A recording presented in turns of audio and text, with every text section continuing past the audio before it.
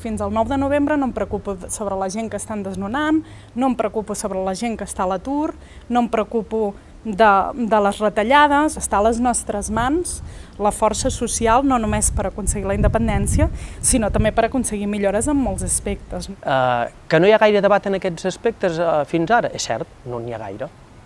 És cert. És molt important de fer-lo ara? Jo crec que no. Jo crec que el primer pas és autoproclamar-nos que tenim dret a decidir el nostre propi futur.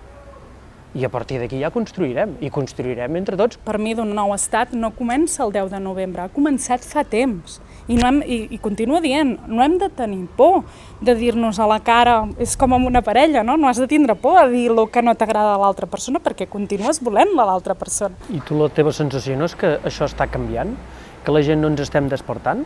Seguim igual de dormits ara que fa 10 anys? La gent que fa molts anys que creiem i que lluitem en moviments socials se'ns diguin pareu els carros que ara ve la independència. Ja fa molts anys, no per un estat independent, estem treballant per tenir un món millor, saps? Llavors, a més, creiem en la independència com a via d'un món millor, però clar, tenim clar que fa molts anys que nosaltres piquem pedra, no?